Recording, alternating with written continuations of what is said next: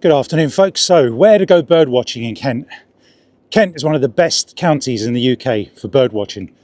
From the muddy north to the sandy beaches of the east and the south.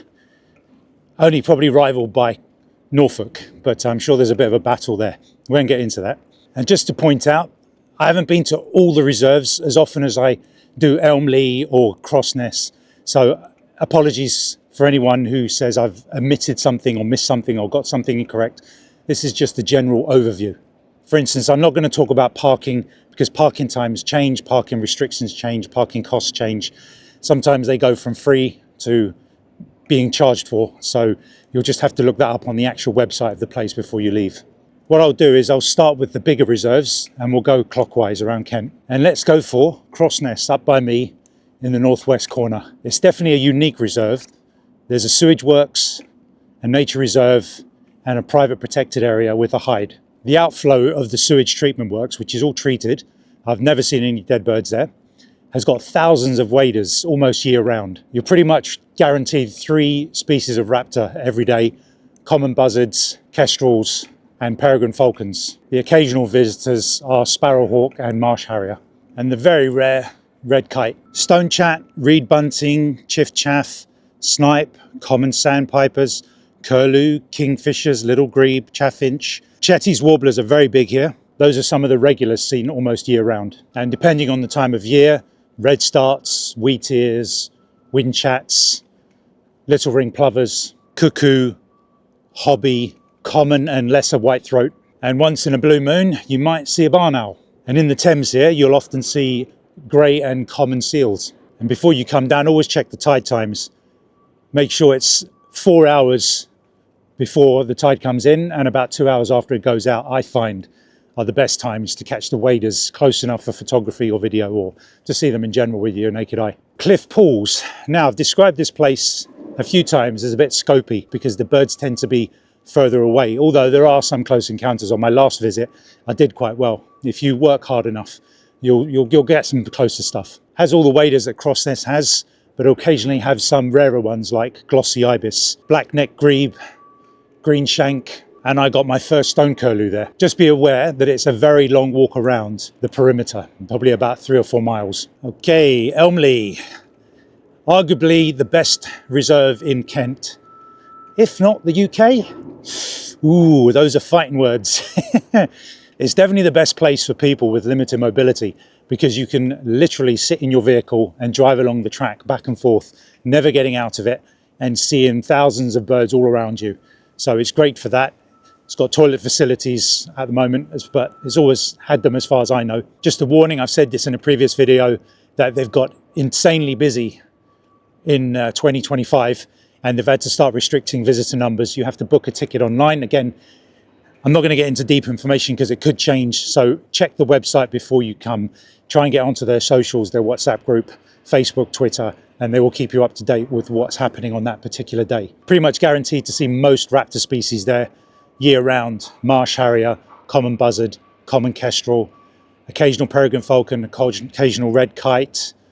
You might even see the white-tailed eagle. There's been a few visits by that.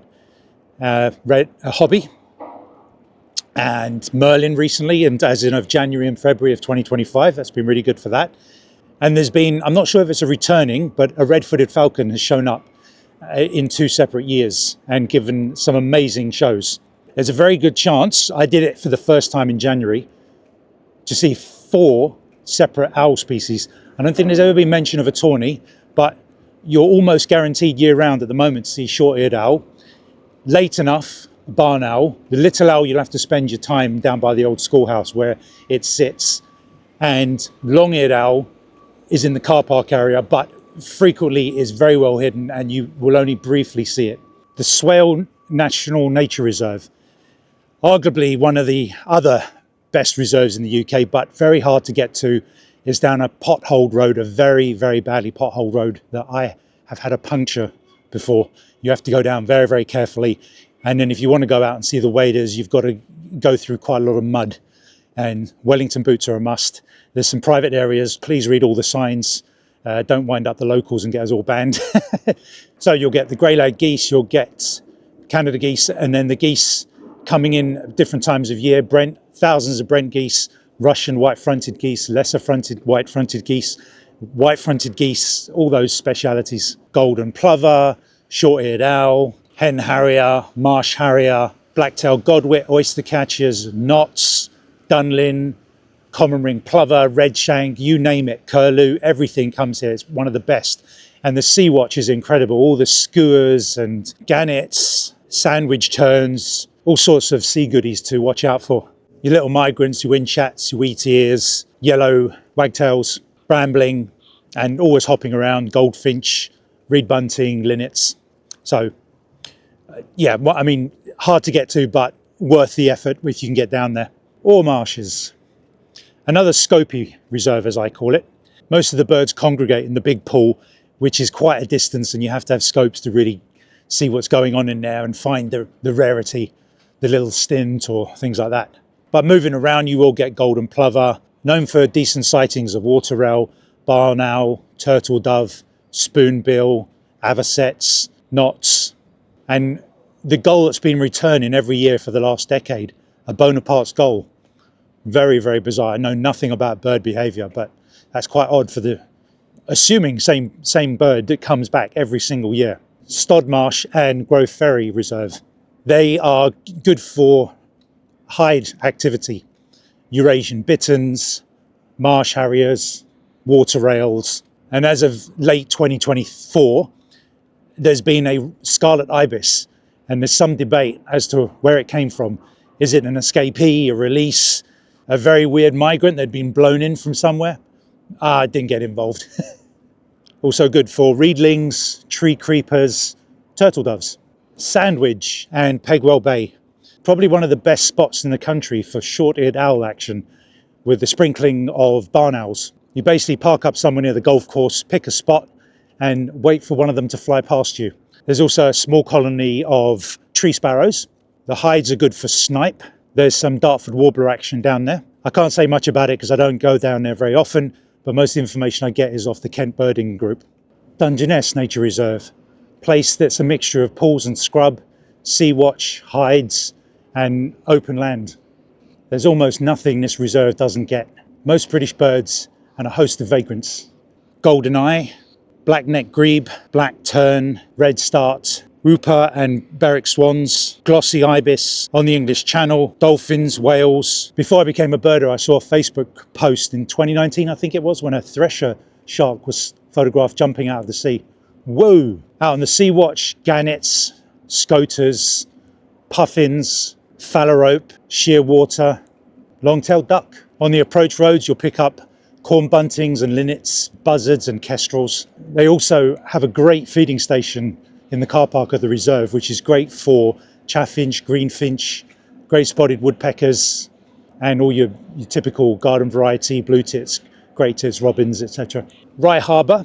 Now, it's in Sussex, but we generally count it because it's right on the border, and it's known for amazing wader numbers. Several tern species frequent it: black tern, sandwich tern, little tern, common tern. Good for med gulls, spoonbills, sandpipers, and the occasional osprey. And we now move inland to Bow Beach, big reservoir and a little nature reserve up the road from it through a gate. Good for common snipe, kingfisher, goosanders, raptors are red kite, and even the occasional goshawk. An amazing feeding station inside the reserve that attracts coal tits, marsh tits, great-spotted woodpeckers, corn bunting, all your chaffinch, your greenfinch, blue tits, great tits, nuthatch, reed bunting. And then up a bit north from that, Sevenoaks Wildlife Reserve. Good for kingfisher, water rail, sparrowhawk, siskin, goosander. Had some good osprey action last year. Tree creeper, snipe, attracts thousands of greylag and Canada geese. A big area of nesting grey herons. And if I'm not mistaken, probably the most hides for any reserve that I know of. So lots of hides to come and sit in just to have a cup of tea, enjoy your lunch if it's raining, you just want to sit and chill. And that's most of the larger ones. So we'll move on to the smaller areas, smaller parks, areas that don't really have a name or the title in the reserve, but are just good for birding. So again, up by Crossness, Moving east is Crayford and Dartford Marshes, a bit restrictive in terms of parking. So there's a bit of a walk to get there. Therefore, most people don't end up going. But it's a lot of the waders you get here at Crossness. Just not as many trees for birds to roost in. But you're going to get all your avocets and your linnets, redwings, if you give it some time. Riverside Country Park has all your usual park birds, jays, robins, all the tits, greenfinch.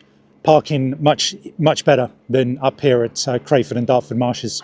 I'll lump these in together: Swalcliffe, Sea Salter and Reculver, Minnis Bay. Good for the occasional waders on the beach, dunlins, sanderling, turnstone. But what they are good for is oddities that show up out of nowhere. Redstarts, hoopoes, snow buntings, loons, your divers. You know, like Great Northern Diver and Red-throated Diver. Eiders, Dartford Warbler, Short-eared Owl. North Foreland and Foreness Point. Now this area gets covered by those sea watchers. These are hardcore birders that do all the tallies. They'll go up there in the early morning with a scope and count everything that passes by. And when you read the list, it's astounding. Obviously, you'll never get to photograph these birds because they could be like a mile or two out. But these guys know their stuff. They know how to ID birds from a distance. And it's amazing just to sit there and read through. The list could be something like 67 gannets, 45 velvet scota, 96 puffins, 56 red-throated divers, 32 guillemots, 65 razorbill, 15 common scota, 55 kittiwake, 14 arctic skua, 43 long-tailed skua, 31 sooty shearwater, 5 little auk. And there's a couple there I haven't seen yet. I've tried the lookout as well. I think I got my I think it was velvet or common scotas. I got a flock of them. I never had them up close, but I went and sat with these guys one day. Got a couple of lifers from a distance. I'll lump the ports in together: Ramsgate, Dover, and Folkestone. Now, not amazing reserves or anything like that, but what they're good for are going out into the marinas and getting birds that you normally don't get so close to shore. These will be things like guillemots, razorbills, and loons. And if you look closely, there'll be a kingfisher in there somewhere. Samphire Hoe and Abbott's Cliff. It's a unique little area. It doesn't get loads of birds, but it gets these weird rarities that come in from the continent. Redstarts, wrynecks, redback shrike, wheatear, and windchat. Now, Leybourne Lakes. This is a strange place because for some reason it attracts good numbers of common nightingales. And I've not been down there myself for years, but I see it posted on the Kent Facebook group. So if you want to see some common nightingales, or at least hear them, because apparently they are quite hard to photograph. And I've got them in Menorca, and I heard dozens and dozens, and I only ever managed to film one. So yeah, very hard to photograph, but beautiful to listen to if you want to go down and do that in the summer. And in late 2024, there was a mega there, an American yellow warbler. I've seen them in the Caribbean and America, so I didn't bother. I don't like those crowds, but hundreds of people, if not thousands, came down to get it as a lifer for them. Jeskins Country Park. All your regular country wood birds, kestrels, buzzards, red kites, linnets, chaffinch, reed bunting. You can get them on the right occasion. You've got to be lucky. Yellowhammers and bullfinch. I didn't get any the last time I went, so I just don't visit there often enough to get them. It has good cafe and toilet facilities and lots of parking, but lots of children and dog walkers go in there, so it gets very busy and anything gets scared very quickly. And your best bet is to then hug the perimeter where fewer people go. Godmersham, my first time a couple of days ago. Good for yellowhammer, hawfinch, little owl, red kite, common buzzard, greenfinch, green woodpecker, great-spotted woodpecker. It's a very small area with limited parking, so if it's a very busy day, if it's summer, if it's hot, the wind is low, you might not get a spot to park. Blean Woods. Now, I've not been here yet, one of the very few places left in Kent I've yet to visit, but apparently this is a quote-unquote hot spot for the lesser spotted woodpecker, but it is very hard to see. I've seen some experienced birders go there for 12 hours and not see it. So don't go there expecting to catch it. And I'm not giving away any secret information. It's known for being there, but it's impossible to find. You've got to be very, very lucky. And you might be lucky enough to see some hawfinch, marsh tit, and coal tit.